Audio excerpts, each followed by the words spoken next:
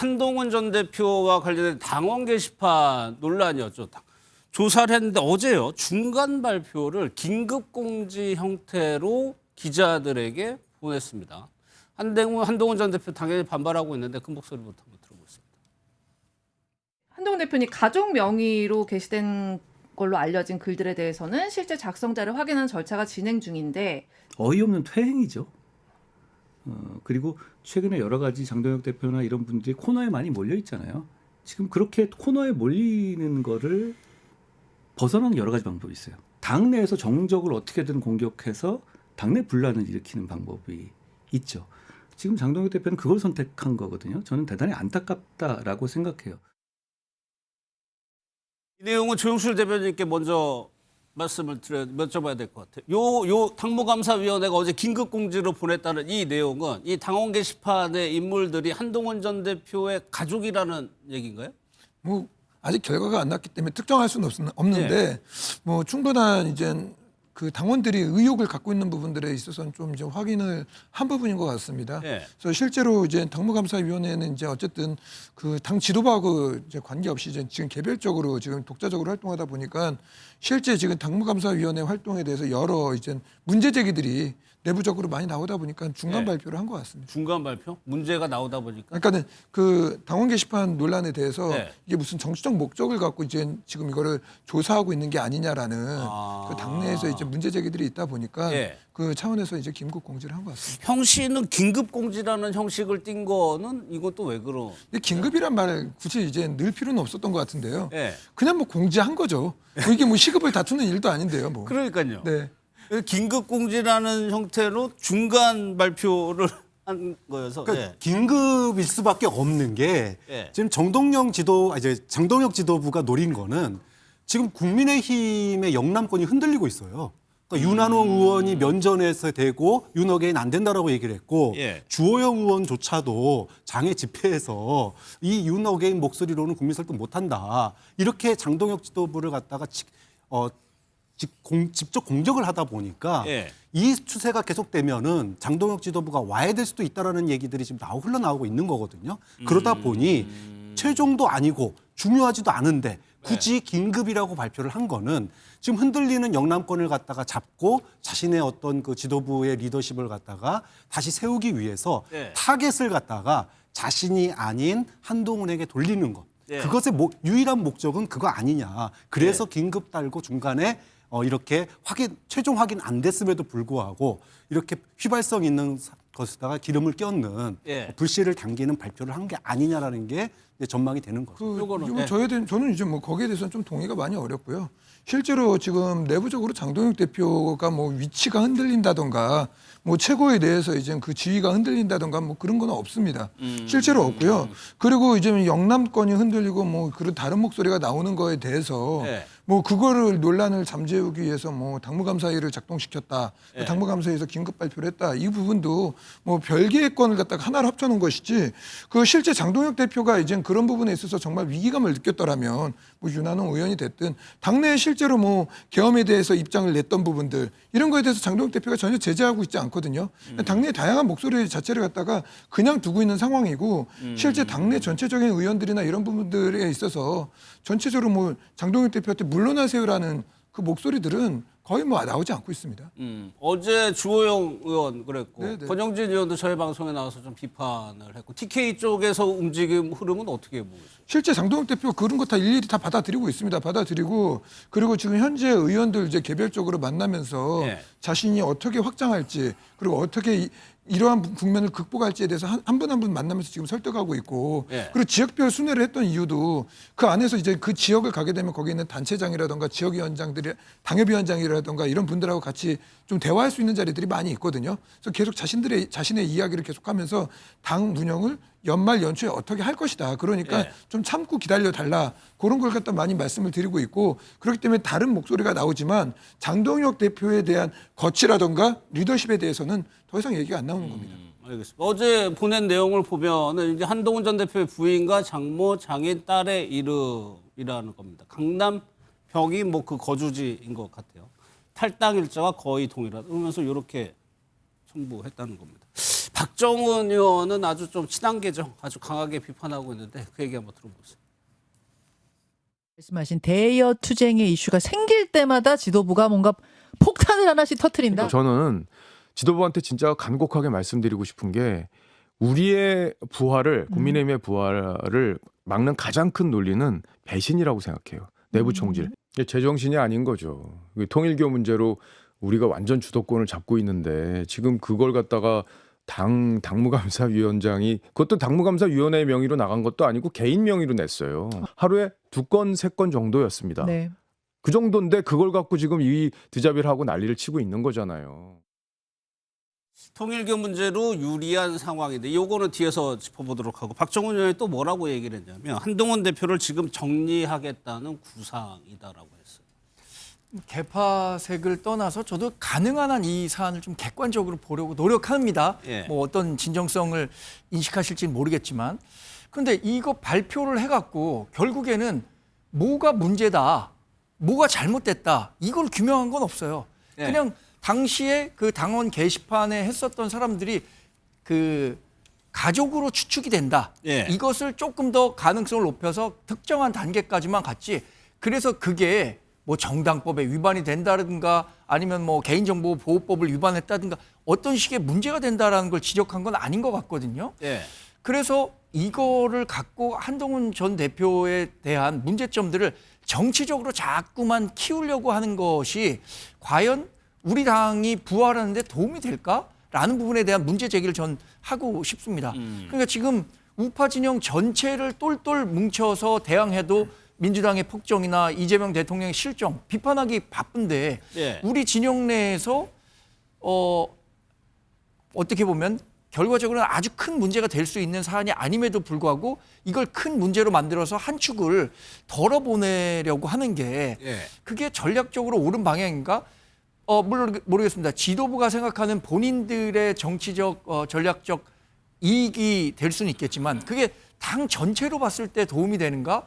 이 문제와 관련해서 저는 좀 부정적으로 보기 때문에 네. 이걸 뭐 살라미식으로 나눠서 오늘은 여기까지 발표하고 다음 주에는 또 조금 더 진전된 내용을 발표하고 이런 식으로 하는 게 지금 우리 국민의힘에 기대하는 바는 아닐 네. 것 같아서 걱정입니다. 그러면 당내에서 물론 한동훈 전 대표를 향해서 책임을 묻는 목소리도 있어요. 그거 듣기 전에 제가 조영술 대변인 하나 여쭤볼게요.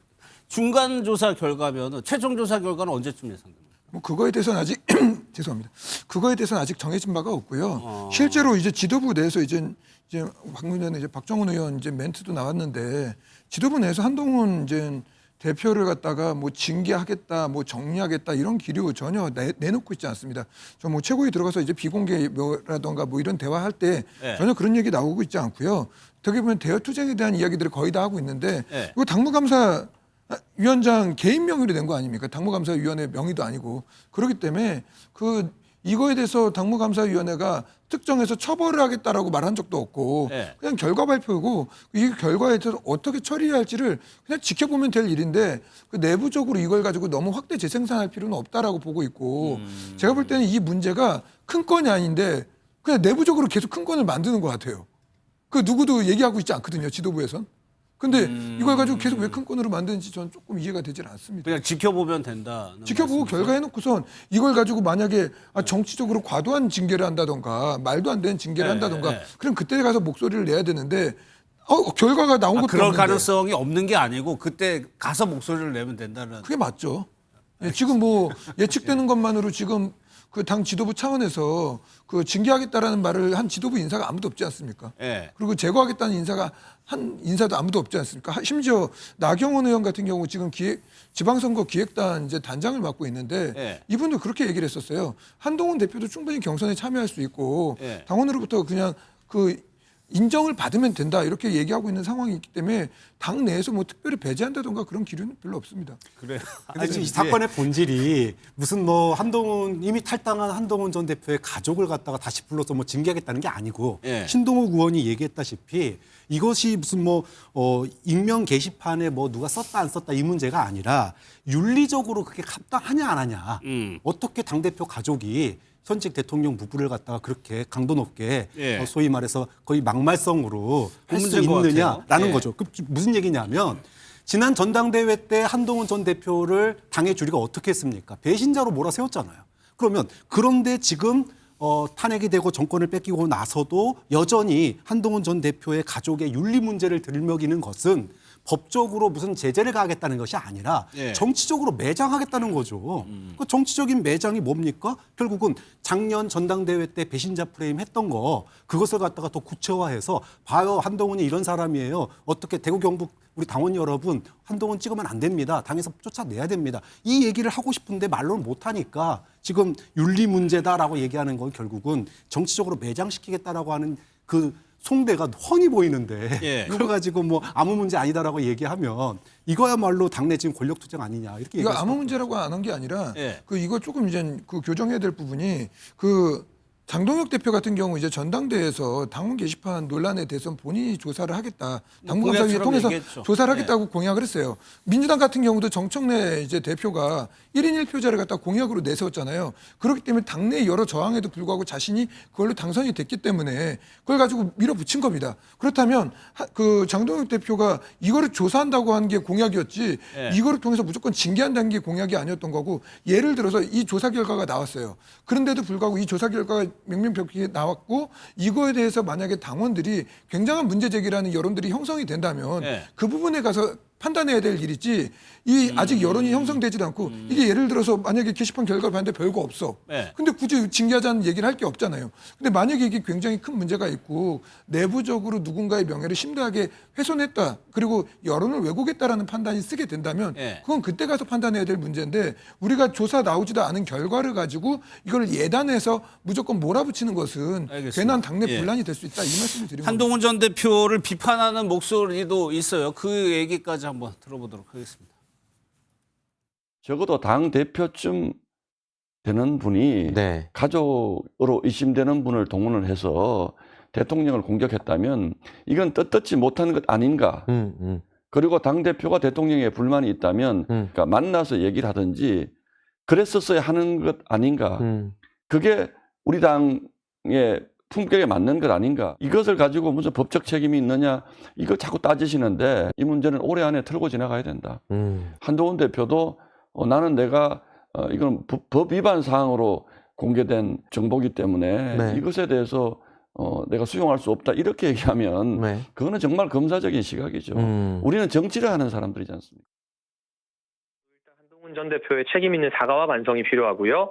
가족들의 소행임은 사실상 1차 조사로 드러나지 않았습니까? 그 미국에 있는 딸이 어떻게 그런 글을 쓰겠어요. 그러니까 명의를 도용한 거잖아요. 네, 일단 겸허한 사과와 반성이 필요하고 그 이후에 징계 수위 등은 당무감사위와 윤리위에서 독립적으로 결정할 거라고 봅니다. 그 당시 당대표로서 또 가족의 일원으로서 사실관계를 파악할 수 있었는데 사실을 당원들께 알리지 않고 혹시나 은폐하고 뭐 이걸 묻으려고 한 시도가 있다면 거기에 대해 응분 책임져야 되고요.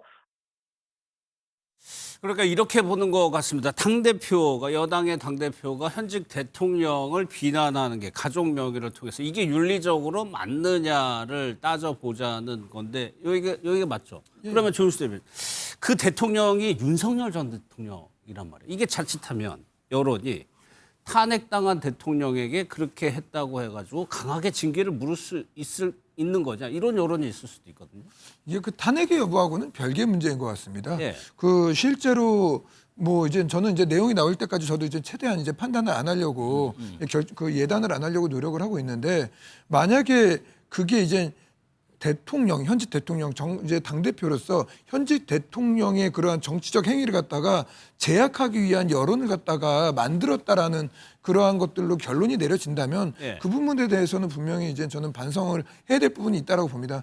당을 이끌어가는 지도자가 이제 보여야 될 모습들은 아니라고 보고 있고요. 예를 들어 이제 정청래 대표가 가족들을 예를 들어 가족들이 매번 예를 들 때는 여당 아니 뭐 그렇죠. 아니 근데 똑같은 거거든요. 예. 아까 이제 뭐 찰떡궁합이다 뭐 이런 말씀까지 하셨잖아요. 정청래 대표가. 근데 그런 것들이 이제 정부 여당의 그러한 하나의 원팀으로서의 모습인데 그런 것들이 흔들리는 모습들이 과연 소신 있는 목소리냐 아니면 그게 이제 당을 갖다 흔드는 목소리냐는 결과가 나오면 이제 충분히 당원들이 판단할 거라고 봅니다. 강성필 부대변인께 그렇게 여쭤볼게요. 지금 한동훈 전 대표의 입장에서 사과하고 반성해야 되는 거 아니냐는 의견이 분명히 있어요. 그런데 한동훈 전 대표 그러지 않고 있거든요. 한동훈 전 대표가 이거를 풀 수 있는 방법은 없을까요? 사과하고 반성해도 국민의힘의 많은 지지자와 당원들은 한동훈 대표 용서 안 할 겁니다. 사과해도. 그러니까 지금 제가 삼자로서 느끼기에 국민의힘의 당원과 지지자들의 분노가 있어요. 어떤 감정선이 있는 거냐면 일단 윤석열 전 대통령이 파면된 것에 대한 분노가 있어요. 그럼 왜 윤석열이 파면이 됐는가에 대해서 원인을 찾아보면 크게 두 가지예요. 한 명은 김건희 때문인 거고 그래서 김건희를 분노하는 겁니다. 그리고 두 번째로는 한동훈 전 대표 때문이라는 거예요. 왜? 한동훈 전 대표가 당신 윤석열 전 대통령이 법무부 장관 시켜주고 비대위원장 시켜주고 쉽게 말해서 소년 장원 급제 시켜줬는데 너 윤석열 전 대통령을 제대로 보좌하지는 못하고 오히려 당신이 주호영 부의장이 말했던 것처럼 김건희 특검에 같이 찬성표 던져가지고 김건희 특검법 통과시키려고 해가지고 당을 분열시켰고 그래가지고 윤석열 전 대통령이 계엄까지 했고 그래서 탄핵됐고 그래서 우리가 야당이 됐고 이런 분노의 감정선이 있고 거기에 한동훈은 배신자라는 감정선이 있는 거예요. 그렇기 때문에 이것을 장동혁 대표는 또 이용을 했던 겁니다. 그런데 그게 지금 와서 조금 통하지 않는 게 장동혁 대표가 이 전선을 너무 넓혀버렸어요. 어떤 전선을 그저 한동훈과 비한동훈으로 전선을 끌고 갔으면 결집이 되는데 여기에다가 당원 70%라는 룰을 지방선거 룰을 받아들일 수도 있다라는 시그널을 주면서 윤한홍, 주호영, 주경호 여러 가지 당내 지방선거를 준비하는 분들에게 신뢰를 잃어버린 거예요. 그렇기 때문에 이제 와서 한동훈에 대해서 조금 징계를 하는 과정을 보인다고 해서 당내 불화가 소강되지는 않을 것이다. 하지만 그거와 별개로 한동훈이 지금 처해 있는 이 배신자 프레임은 당분간은 소구하기가 힘들 것이다. 그래 보여집니다. 알겠습니다. 저는 이 논란을 보면서 한동훈 전 대표가 지금까지는 굉장히 침묵하고 있는 편이거든요. 이것과 관련해서 이렇게 윤리적으로 문제가 있으니까 사과를 하라 이렇게 얘기하는 사람도 있고 전혀 문제가 될 게 아닌데 왜 사과하느냐 이렇게 얘기하는 사람도 있단 말이에요. 첫 번째 관문이 뭐냐면 익명 게시판이에요. 그러니까 누구도 나의 신원을 확인할 수 없다는 걸 보장받은 상태에서 정당 가입해서 그 의견을 개진합니다. 근데 그 익명 게시판에서 쓴 이야기를 가지고 누군가를 징계하려고 하는 것 이것에 대해서 동의하기가 어렵다라는 생각을 한동훈 전 대표가 갖고 있는 게 아닌가 전 개인적으로 이렇게 추론해 보고요. 그럼 두 번째로 가서 실제로 거의 특정이 되고 있는 상태잖아요. 어제 발표한 내용만 놓고 보면 3명의 전화번호 뒷자리가 같다거나 같은 지역구에서 당원에 가입했다거나 이러면 그 가족으로 거의 특정이 된 상태인데 이것이 그동안 너무 정치 쟁점화되면서 한동훈 전 대표를 정치적으로 막 공격하기 위한 수단으로 활용됐단 말이에요. 여기에 대해서 이제 사과 메시지를 하거나 이런 것들이 정치적으로 조금 밀리거나 굴복하는 듯한 인상으로 비춰지는 건 아닌가라는 부분에 대한 걱정도 하지 않을까? 이건 제가 한동훈 전 대표하고 얘기를 한 건 아니고 제 나름대로 생각해 본 것은 그러니까 첫 번째 단계를 넘지 못한 거죠. 그러니까 이거 완전히 잘못된 거다. 익명 게시판을 갖고 왜 문제를 삼느냐. 여기에 동의하기가 어렵기 때문에 어떤 메시지도 내지 않고 있는 게 아닌가. 근데 저는 한동훈 대표가 정치를 경험이 없어서 글로 배워서 그래요. 그러니까 자꾸 이 당원 게시판 얘기 나올 때 인명성 얘기하고 민주주의 찾거든요. 이거 해결이 하나도 안 되는 거 모릅니까 그거? 하지만 우리 사람이잖아요. 감정선이 있잖아요. 그래서 제가 한동훈 대표에게 느끼는 이 당원과 지지자들의 분노에 대해서 말씀드렸잖아요. 그걸 해결해 주려고 마음 먹어야지 갑자기 다른 걸로 인명성 찾고 민주주의 찾으면은 저희 가족들이 다 글 썼습니다. 인정하는 꼴밖에 안 되는 거고 더 중요한 거는 한동훈 대표는 본인이 인정하고 사과한다고 하더라도 이 당원과 지지자들의 마음이 당분간은 풀리지 않을 거란 걸 알기 때문에 사과 안 할 겁니다. 좀 짧게 얘기하겠습니다. 이건 제가 지금까지 대변인으로서 이제 당의 입장 차원에서 이제 말씀을 드리는 건데 이제 정치인 개인 한 사람으로서 좋아요. 개인적 의견. 안타까운 건 뭐냐면 애초에 초반에 이거에 대해서 솔직히 이제 입장을 말씀하셨고 정확하게 자신의 생각을 말씀해서 당원들의 치유했다면 문제가 안 됐을 거라는 안타까움이 있습니다. 그래서 이거는 빠르면 빠를수록 문제가 더 해결에 가까운 건데 뒤로 가면 뒤로 갈수록 이거는 정치적 쟁점이 되는 거거든요. 그래서 정치인 이제 한 사람으로서 좀 한동훈 대표가 좀 지도자답게 대선 주자 아닙니까? 대선 주자가 이 작은 일에 왜 이렇게 매몰되는지 전 모르겠어요. 그래서 좀 대범하고 담대하게 접근을 하셨으면 좋겠다는 생각이 듭니다. 개인적 의견입니다. 네, 가끔 개인적인 의견 그렇게 내세요. 네.